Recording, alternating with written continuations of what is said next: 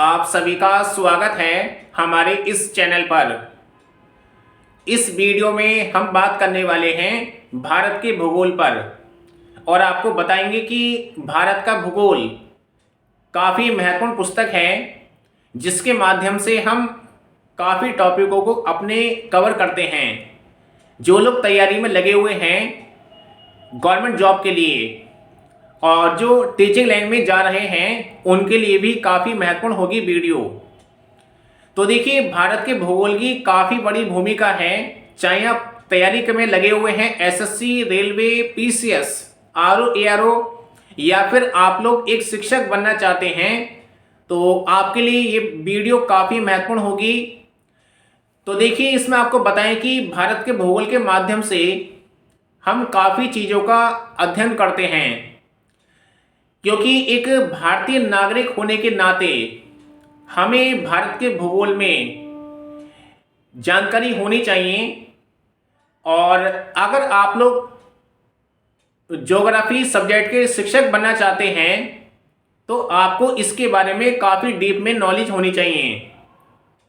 और जो general study की तैयारी कर रहे हैं, जो जीएस के माध्यम से तैयार करते हैं भारत के भूगोल को, तो उनके लिए जनरल नॉलेज के लिए ज़रूरी है भारत को समझना।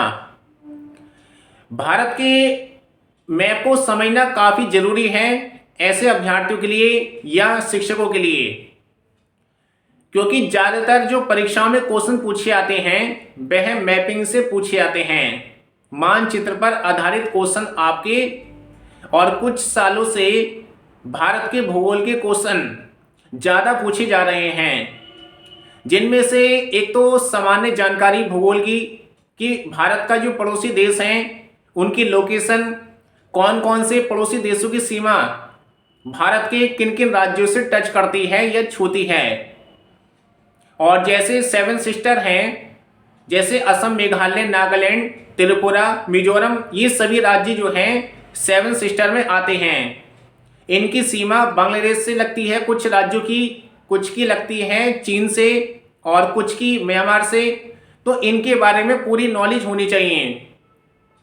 और कौन कौन से राज्य कर्क रेखा पर हैं, और इसकी पूरी सीरीज आपको आनी चाहिए, पश्चिम से पूर्व क्रम लगाने के लिए और पूर्व से पश्चिम की ओर।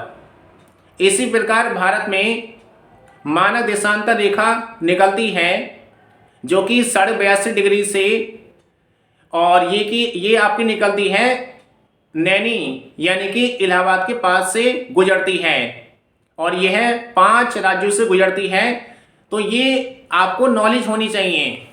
और कौन से राज्य की सीमा किन किन राज्यों से टच करती है या छूती है। और इसके बाद हम बात करें कि भारत का क्षेत्रफल कितना है और भारत का अक्षांश और देशांतर कितना है। और भारत के जो द्वीपीय एरिया हैं जैसे लक्षद्वीप, अंडमान निकोबार और दादर नगर हवेली, इनके बारे में हमें जानकारी होनी बहुत ज़रूरी है, क्योंकि कई बार कंपटीशन में इस प्रकार के क्वेश्चन पूछे गए हैं। जैसे आपको एग्जाम्पल बताते हैं, पूछा गया था कि मूंगा चट्टान से निर्मित कौन सा द्वीप है, तो इसका आंसर क्या है, लक्षद्वीप। और भारत के राज्य आपको पता होने चाहिए, और केंद्र शासित प्रदेश यानी कि केंद्र शासित प्रदेश की लोकेशन भी आपको जानकारी होनी चाहिए, तभी आप लोग जो हैं भारत के भूगोल को समझ पाएंगे। अगर आप ये सब तैयार कर लेते हैं सामान्य जानकारी भारत के भूगोल की, इसके बाद आप लोग तैयारी करें भारत के भौतिक प्रदेशों को समझने के लिए। जो भारत की भौतिक प्रदेश हैं, जैसे आपके उत्तर भारत का गंगा का मैदान, और उत्तर भारत का पर्वतीय क्षेत्र यानी कि हिमालय, और इसके बाद प्रायद्वीपीय पठार, ये सभी आपके जो हैं भौतिक विभाग हैं जो कि डिवाइडेशन कर रखा है भारत को समझने के लिए।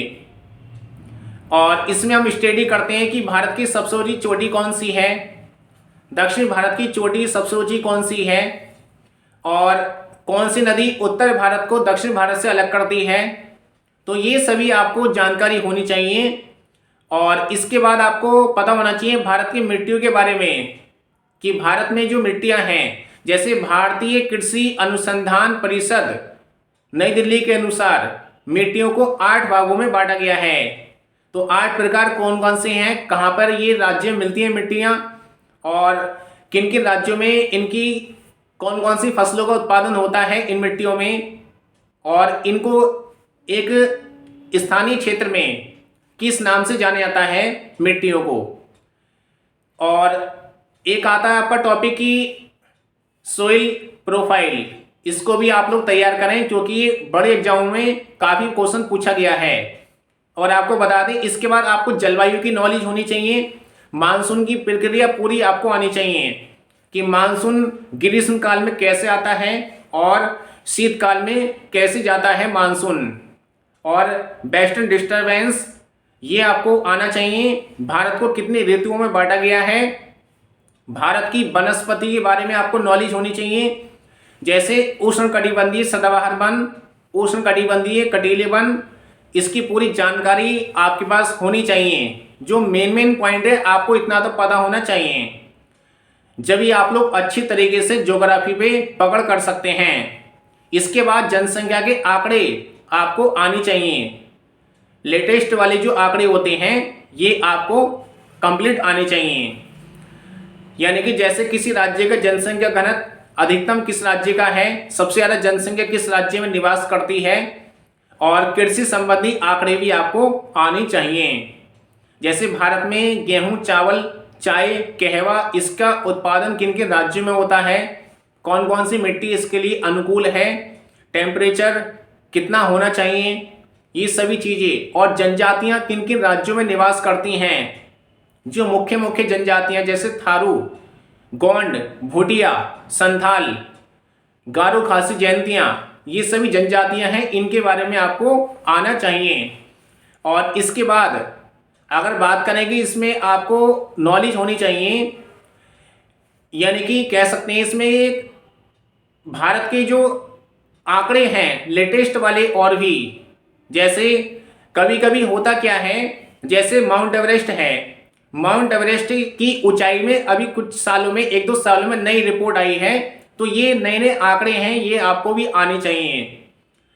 और इसमें बस इतना बता सकते हैं कि बहुत ही ज़रूरी है आपके लिए भारत के भूगोल पर पकड़ करना, क्योंकि हर बार कंपटीशन में इसके क्वेश्चन आते हैं, और पीसीएस में 10 से 15 क्वेश्चन भारत के भूगोल पर ही पूछे जाते हैं।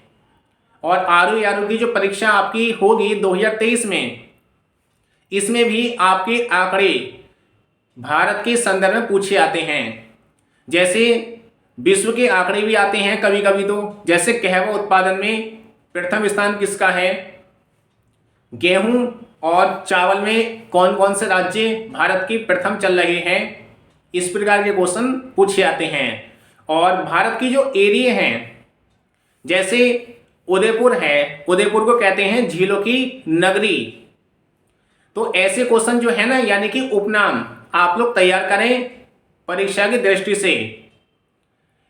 और जैसे कहते हैं बेंगलोर जो है, इसे कहते हैं अंतरिक्ष नगर, इस प्रकार के क्वेश्चन आपको तैयार करने पड़ेंगे। और मैप जो है आपका, जहां पे आप तैयारी करते हैं वहां पर आप लोग मैप को लगा लें इंडिया का, और जैसे जैसे पढ़ते आते हैं उसको देखते रहें आप लोग मैप को, इसी संदर्भ में आपको ये याद हो जाएगा कि कौन कौन सा राज्य कहाँ पर है और कौन कौन से शहर किस राज्य के अंतर्गत आते हैं।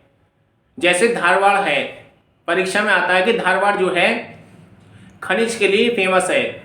अभी धारवाड़ है कहाँ पर, ये कर्नाटक राज्य में है, यानी कि कर्नाटक राज्य में धारवाड़ लगता है। तो ऐसे क्वेश्चन आपको आने चाहिए, जिससे आपको प्रतियोगी परीक्षाओं में काफ़ी सहायता मिल सकती है। और भारत की लोकेशन जो है वर्ल्ड के संदर्भ में आपको आनी चाहिए, और वर्ल्ड का मैप जो है उसमें उत्तरी गोलार्ध और दक्षिणी गोलार्ध और पूर्वी गोलार्ध आपको आना चाहिए। इसके लिए आपको, अगर मान लीजिए आपको सहायता नहीं मिल पा रही है किताबों से, अगर आप सेल्फ स्टडी कर रहे हैं, तो आप लोग किसी विषय विशेषज्ञ से मदद ले सकते हैं। जिससे क्या होगा, आप लोग जो चीज़ खुद स्टडी करेंगे 1 साल में, तो आप लोग जो है 2-3 महीने में किसी अच्छे टीचर के अंडर में रहकर सीख सकते हैं। यह हमारा सुझाव है। और नहीं तो आप लोग स्टडी कर सकते हैं किताबों से भी। तो ये वीडियो इसी को ध्यान में रखकर बनाई गई है ताकि आपको प्रतियोगी परीक्षाओं में सफलता मिले। और यही सब महत्वपूर्ण बातें थी हमारी जो आपके लिए काम आएंगी जीवन में। पूरा वीडियो सुनने के लिए धन्यवाद।